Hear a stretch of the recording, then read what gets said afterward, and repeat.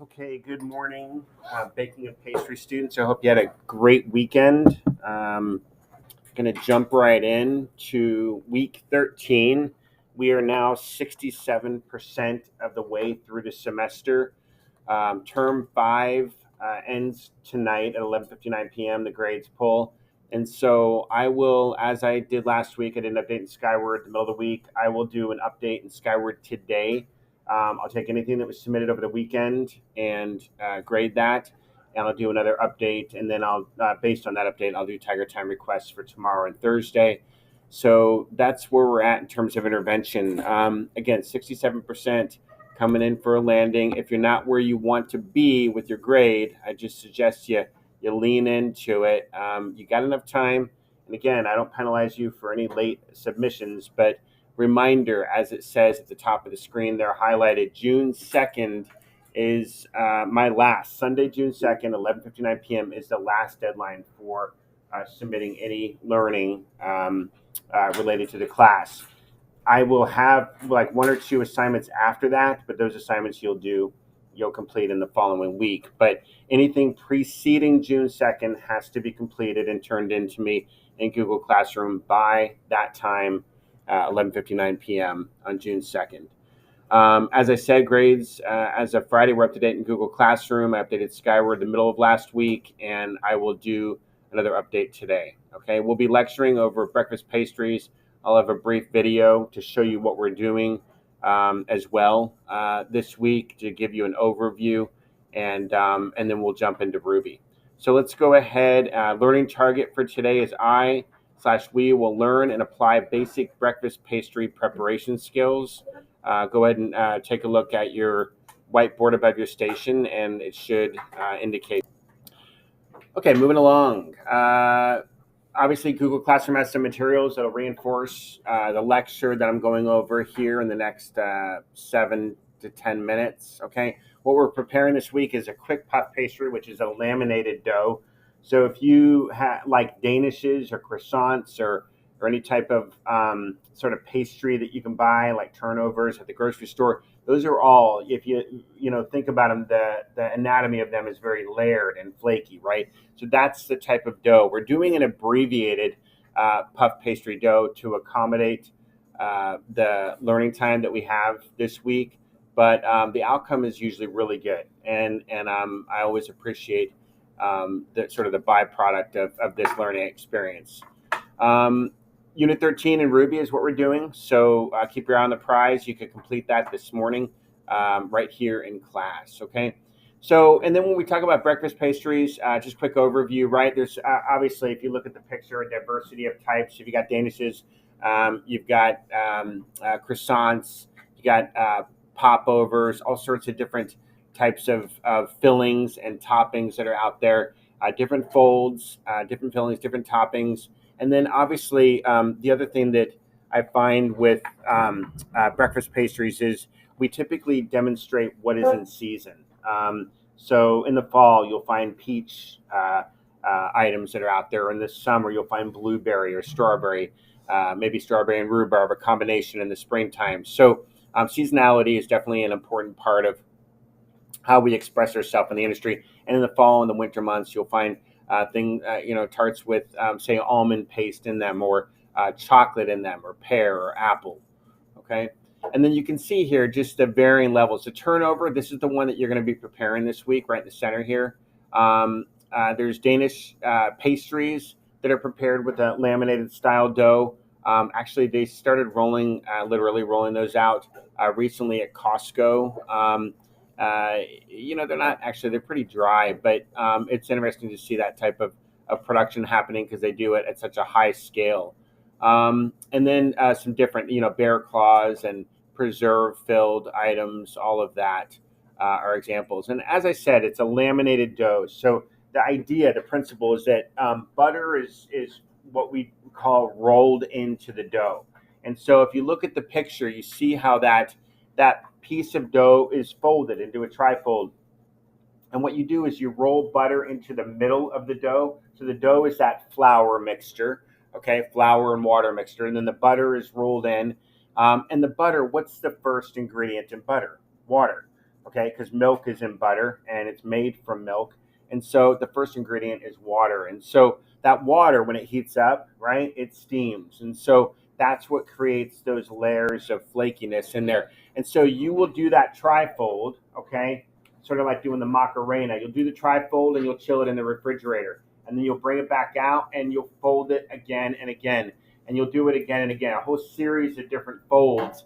And obviously, it's exponentially creating layers in the item that you're preparing, okay? You got puff pastry, sort of the standard ratio for puff pastry is 2 parts butter to 2 parts flour, so equal ratio, and then 1 part typically cold water is sort of the standard.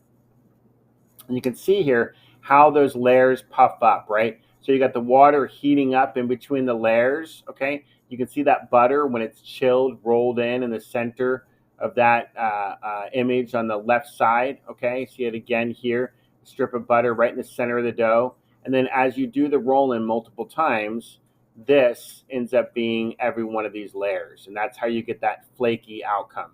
So that's our desired outcome for what we're preparing this week. 2 primary ways that we do folds. One is the 3-fold, okay, or trifold is what I call it, and then the bookend. All right, so we'll do the trifold is what you'll do, and typically I just simply take one portion, fold it over the other. Okay, pretty straightforward. All right, so we're going to watch just a quick video, okay, about how to roll out a laminated dough here. We handcraft every Stearns & Foster using the finest materials like indulgent memory foam and ultra-conforming IntelliCoils for a beautiful mattress and indescribable comfort every single night. Stearns & Foster, what comfort should be. Ever had your home smell like European butter and fresh baked croissants? Do you want it to?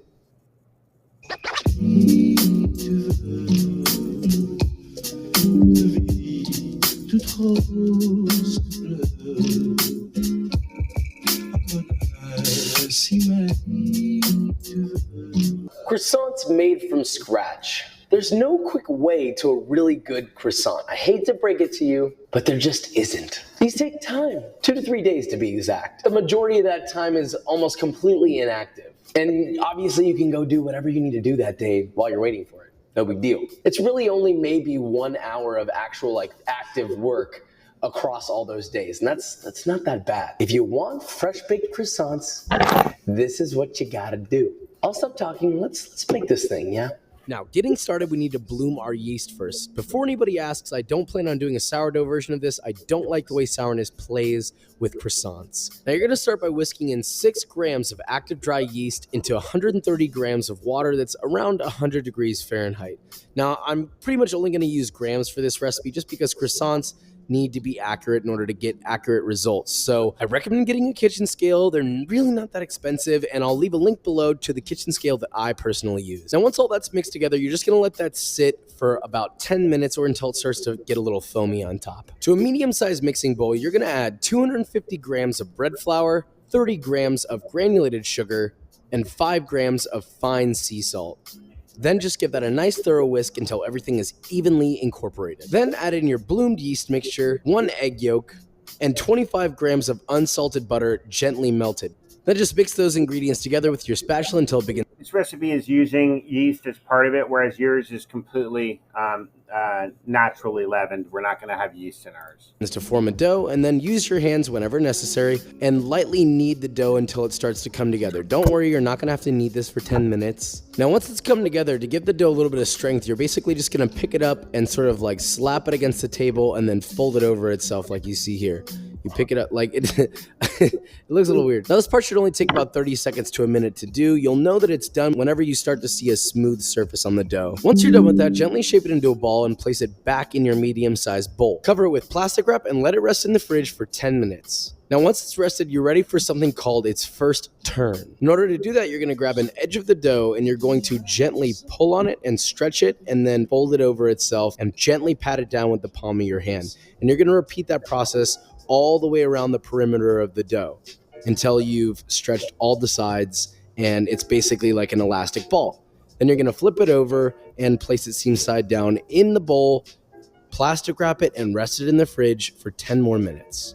Once it's rested, you're going to repeat that process one more time for a total of 2 turns, being careful not to tear the dough when you're stretching it. You want to make sure that the dough stays nice and intact. Once you've done that, you're going to plastic wrap it one last time and let it rest in the fridge for 25 minutes. Now, once it's rested, place the finished dough on a sheet of wax paper. Now, you're going to need to roll this into a 7-inch by 7-inch. You can have rulers. There's rulers in your drawers, and the function this week in particular, accuracy in your sizing as you do the rolling is important, okay? Inch square. So in order to do that, A, you're going to need a ruler, and B, you're going to need a rolling pin. Start the general shape of it, but don't roll it all the way to the 7-inch shape. Now, once you've gotten it into a sort of like a rough, sort of ovalish shape, take your wax paper and fold it so that the edges of the actual wax paper itself, not the dough, but the edges of the wax paper are 7 inches by 7 inches. Then all you have to do is flip your dough over and then sort of gently roll your dough into those edges, and it'll actually shape the dough for you. So essentially the dough is conforming to the shape of the wax paper. Now, 2 things about this. The first thing is make sure that your dough is evenly rolled out so it's completely flat. You don't want it to look like mountainous terrain and like high in one area and low in one area. Make sure it's completely even. And then the other thing is don't press too hard, otherwise it'll burst out of the wax paper. In which case, if it does, just carefully unwrap it, leaving the shape intact, and rewrap it. No big deal. Once you have your square that's as even as you can make it, place it in the fridge overnight for 12 hours. I'll have like a sample timing schedule below in the description if you need it. Now, on day 2, it's time to laminate our dough. So with butter, you can imagine that this is one of the most important ingredients in the entire recipe. So don't skimp out on what kind of butter you get. Don't get some cheapo butter. Dish out some extra cash and get some good European butter. The reason why is because you want butter that has a higher butterfat percentage. Higher butterfat percentage means better layers rather than something with a lower butterfat percentage because it has less water in it, which makes it a little bit more firm and more pliable to withstand all of those folds and thin layers. Anyway, so you're gonna measure out 138 grams of European style butter. Make sure that you cut the pieces of this butter as evenly as possible. You'll see why later. Now, using another sheet of wax paper, you're going to carefully lay out your evenly sliced pieces of butter until they're roughly 4 inches by 4 inches. I would leave a little bit of space, maybe make it about a ½ inch smaller or even an inch smaller on all the edges because you're going to pound it out just like we did with the dough. Now we're ready to start pounding it out into a little square. If you have little odd bits, by the way, you can see that I put that one right on top. It's no big deal. So we're going to fold this just like we did with the dough, making sure that the edges of the wax paper itself are 4 inches by 4 inches. It's okay if the butter is not, because we're going to pound it out and have it conform to the shape of the wax paper. Once the wax paper has been folded into a 4-inch by 4-inch square, flip it over so the seam side is down, and using a rolling pin, lightly pound out the butter so that it spreads out to the edges, and roll it out to smooth it until you get a even 4-inch by 4-inch square block of butter, aka known as a barrage. Then place it in the fridge to chill for 15 to 25 minutes. Once that's done, lightly flour a work surface and pull your pre-shaped dough out of the fridge. Now this part is very important, so take caution when doing it. With your rolling pin, sort of like flatten out and elongate all of the edges of your dough. Lightly flatten out the middle so that there's not too much of a bump there, and then place your butter in the center of your dough diagonally so that the edges are facing the opposite of the edges of the dough. And then you're going to take each edge of the dough and stretch and fold it over the butter, sort of encasing the butter in a dough envelope and forth and back and forth, and then take the top half. He just keeps doing this, right? Chill it, roll it in, chill it, roll it in, and you rotate it every time you do it, okay? And all the way up to where you get to the last roll in, okay? All right, he's measuring it, all right, and now we're ready to start to think about the cutting. Between 2 marks on the bottom of the dough and then making a mark at that middle part on the top portion of the dough. You can see me identifying the middle here and then following it up to the top of the dough and making marks up there. Now, you're going to cut yours a little bit differently. You cut yours into 9 pieces. You roll it to the last roll out is a square, and you cut it into 9 equal square pieces. Cut the croissant. You're going to take a sharp, long knife, and you're going to make cuts following along those points that you made earlier. So you're going to basically connect each point together with one cut. You can see me cutting it into triangles here, and you should get about 5 to 6 croissants from this. I know that doesn't seem like a lot for all this work. But if you want to double that, you can very easily do 2 separate doughs. I don't recommend doubling it and making one big dough, because then it's a counter space issue because you have to roll it out into a larger size. So it's actually easier. You're doing, again, yours in squares because we're doing a different form, and he's cutting his to roll into croissants. To just do 2 separate doughs. But in my opinion, 6 croissants is enough, but I'm sure there are other people who will strongly disagree. Now, once you have all your croissants ready to go, you're going to take 1 triangle of dough and very gently elongate it, so just maybe an inch longer. If it resists you in any way, do not pull anymore. You will ruin the croissant. And then you're gonna very tightly roll them up. Don't squeeze the layers, but you're just gonna cover that rimmed baking sheet with another inverted rimmed baking sheet to sort of create an environment that, and once they're proofed enough, you're gonna give them another bit late on the upload. I've had some. If you enjoyed this video, what do you the past few weeks in the shades? degrees for 15 to 20 minutes until they're golden brown and puffy. All right, guys, and that is it. Video, or you learned something, leave a like, subscribe, and I will see you. All in all, I ended up with a bunch of croissants that I don't really know what to do with now. I mean, I can eat them, obviously, but how many croissants can one person eat? I hope you guys get the chance to make these. Don't forget to DM me the photos of your croissants if you make them. The link for my Instagram is in the Pretty appetizing. I mean, I love me a good croissant. Probably one of my biggest Achilles heels in terms of baked goods. So what I'd like you to do now, I'll give you recipes tomorrow, and I'd like you to go ahead and jump into Ruby, and let's complete just a quick reminder what unit we're doing. So you are in unit 13 this week, and I'll put a timer up on the screen. Thanks, you guys.